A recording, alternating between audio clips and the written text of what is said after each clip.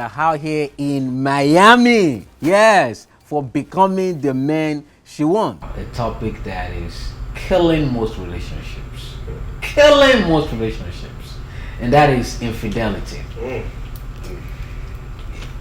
You know, the interesting thing is, back in the days, we've seen women stay in a relationship even though there's infidelity. And then years later, up to the 21st century, we now see statistics of divorce as infidelity becoming one of the 2 or 3 reasons why people are getting divorced.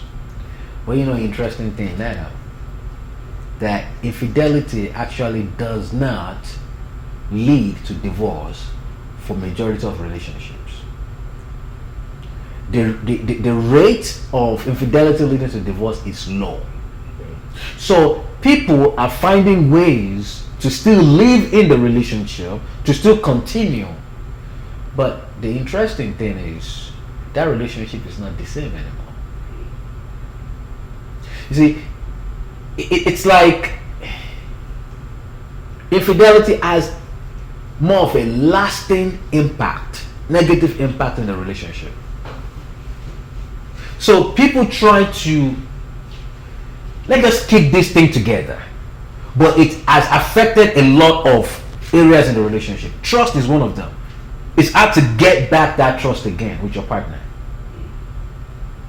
So they may not divorce physically, but they've divorced emotionally. Emotionally, they're even in bed.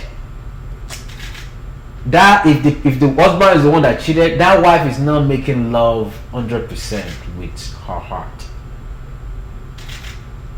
So you're not getting the full sex you're supposed to get from your wife. So it affects so many things, even though they are not physically divorcing.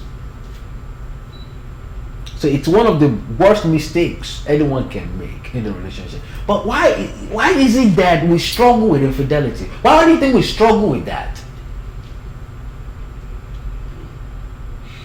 Why do we struggle with this thing? Like, let me just stay focused with the ones that are married. It's like, why do I gotta, enter into somebody else's yard? It's like, that's somebody else's territory. Like, why do we struggle with it? Why is it hard? I know women cheat as well, right? But for the sake of the event, for becoming the man she wants, let's just focus on the men that are promiscuous, the men that cheat. Why is it hard? Take a stab. But let me hear you. I mean, I can talk about. Before you say it, let me just, maybe another thing you've heard. They said men are dogs. Mm-hmm. Men are animals. Like, we are made to want to touch this and touch that. I mean, do you even believe that, though? Yeah, to a degree. Okay. I think it depends on the man. I think that fidelity is something that one has to be modeled for you. Otherwise, it doesn't really have value. There has to be a goal behind being with one person. Because by nature, that's not your inclination. Someone has to have shown you that. You have to have seen that and say, I want that. I want the closeness that comes from being in a single partner relationship, a marriage, a committed marriage. I want this kind of relationship, this kind of household, kind of lifestyle. Because fidelity, sex is to me it's like it's an indicator, but there are other things as well. It shows deep connection. It shows friendship. It shows a partnership. It shows a lot of things. But you have to have seen it before. If you haven't seen it before, you can't just decide this is what I want to do.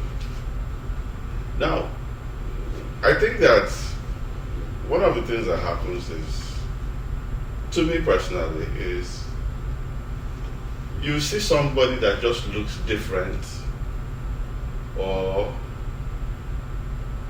it's just new. And it's like, oh, okay, that's that's different, you know.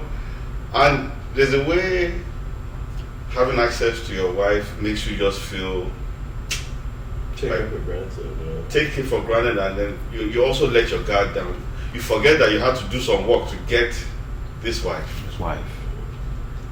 You know, so you can just be going out and you see somebody looking different, and you're like, oh, okay, that's it. That's another type of what I have at home. You know, another design. Another design. But if it's beyond the sex, if it's but I don't have any relationship with this person. I don't know anything about this person. I just look good. But if you don't have something deep at home to anchor you, it's going to be very difficult. So we are saying, or you're saying that the reason why some men are led into the hands of other women is because they don't have something deep at home with their wives. Well, if you start the relationship, you marry because everybody's getting married, or you marry for whatever reason, and you're not building something, it's hard. When you're building something, it's hard to want to knock that down. But like, you know, what I have with my wife is special. Yeah, she might not look like this. She might not be as curvy as this, but no, you know, because you know, from what we had spoken about in the previous section about vulnerability and transparency, you know, those things, when you bundle it up in a relationship with sex, you just don't want to go with anybody else, because your wife knows you, she knows your weakness, she knows your likes and all. You don't want to go and build all that with somebody. In fact, now that you build, it's not easy to build. You don't want to. It's really like eating at a 5-star restaurant and fast food. When you're really starving and there's only fast food, yes, you eat it. But when you have a choice, you always pick that 5-star restaurant food every day, every single day. But it's when you're like hungry and 5-star restaurant is far away, but then there's the fast food, you know, that's a viable option. You know, so that, to me, that is something that I think about. You know, you know, like you just said now, you take your wife for granted that she's so accessible. You know, but if you are building something, it's not something you want to just throw away like that. Okay. Because if you are building something, you don't want to throw it away. You want to hold on to it. Yes. You don't want to build it. You don't want to hurt your wife. Right. You don't even want to open yourself up, you know, to somebody else like that. You know, you don't want to open yourself up to someone like that. Pure. I agree with what Buddy said, and you know, I was just sitting there and just thinking about it deeper. I mean, because we always hear about this infidelity, and I'm sitting here and I'm like, sex is one of the strongest forces on the earth, if not the strongest forces. Men were created to be strong, and there's only one force that can bond man and woman together, and it's sex. It's the strongest force that exists. I was reading this book by Napoleon Hill, Think and Grow Rich, and I was talking about how if you can master that sexual urge and transform it into using that energy for that. A lot of the greats, that's what they do. And you know, sitting here, I'm thinking about, from presidents to pastors to leaders to who hasn't been, you know, that force. Even Samson, you know, it's brought down the greatest of the greatest.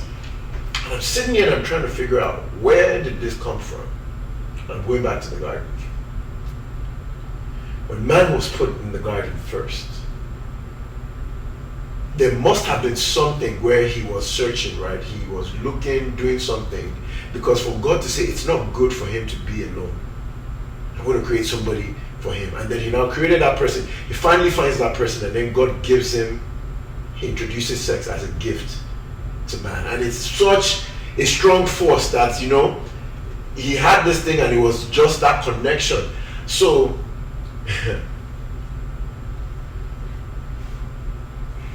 when the enemy came into the picture, this is where that feeling that this guy had, or that thing that he had, I believe one of the things he did at that point when sin came was he perversed that thing. This thing that this guy had with Eve, right? This was their connection. And I've come into the picture now. I've corrupted this thing now. So this man now is just looking for, instead of him to be feeling connection with just Eve, he's out there just looking for. I'm just trying to figure out, why is this force so powerful that it's the greatest, the strongest of men? It's something that pulls them. And it's quite interesting when you went into the garden. You want to say something about that? Yeah, no, I was going to say, so the excitement of conquest or sex, you have to replace it with using the sex to build a deeper relationship. Because that excitement, I don't care who your wife is, you probably had it the first time you slept with her, you probably will never have it again.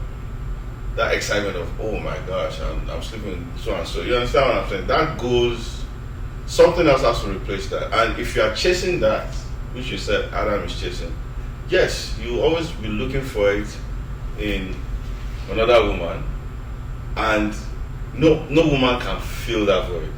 So it will be this woman, then the next woman, then the next woman, then the next one. As soon as you're done with the first one that allows you to sleep around, you kind of come to your senses. You kind of have this moment of clarity where it's like, what was I even stressing? You look at her differently. She doesn't even look the same anymore. Because you've made that a conquest now. Your eyes are now open. So now she's the one chasing you. You're no more chasing her. Yeah. Now you're too busy. Yeah. And then you see another one. But so you have to start asking yourself real questions about, what is making me chase my tail like this? I had a conversation with someone who's in their 50s that said that he has friends in their 50s that they're still doing this. They're doing what teenage boys are doing. And he's telling them, you're in your 50s, aren't you tired of this? And they're not seeing it. They're like, you don't get it. You don't get it. Because they are still like trying to get that feeling. That high, that excitement. That excitement. And so someone in their 50s has been getting that feeling for at least 20, 30 years, 40 years even. How has it never filled? So, I'm going to touch on many things. Right? So what you are saying is the excitement that drives men to be promiscuous, and that their eyes is not stayed on one person. Because I was just going to ask, why is it that you see this one, you are attracted. You see this one, you are attracted. You see another one, you are attracted. So can you find all the different design in one person? So you can find all the different design, all the excitement, even in one person, even in your wife. Yeah. No, I call it, is that the 80-20 rule. Yeah. Your wife has 80% of everything, but it's the 20%. And you now see a woman that has the 20%. So the 80% no longer looks attractive. But this 20% that I've been searching for, because you don't have it. Because you don't have it, now looks attractive. That's the most important. But it takes self-discipline. It takes control. It takes denying yourself to understand that no, this 20% is only 20%. You are going to lose 80%. Try and catch 20%. Right. And fulfilling your urge at that point in time can lead to a lot of consequences. So this 80-20% thing, like I have to go with my own personal experience, because everybody has their own reasons for whatever. But when you look at 80-20, right? If your wife is giving you 80% of what you get, right? So she looks good. She's everything you want in a woman. 80% of everything you want in a woman. And there's a woman that has 20% of everything you want in a woman. But you've been with your wife so long that 20% now looks more valuable than the 80%. When you get the 20%, it becomes you probably have to put up with a lot of nonsense. For example, maybe your wife just doesn't do those extra freaky things you like. That's the only thing that's bothering you, is that she's not spontaneous, or you can't just tackle her in the bathroom, and this girl has nothing better to do with her life than to give it to you anytime, from the door, anywhere. before you get to the room. Okay, then you now start comparing all the other things. What's her character like? What's her hygiene like? What's her integrity like? What's her drive in life? What's her drive in life? Probably no drive, because you don't get that good at sex by thinking about it. It's by practice.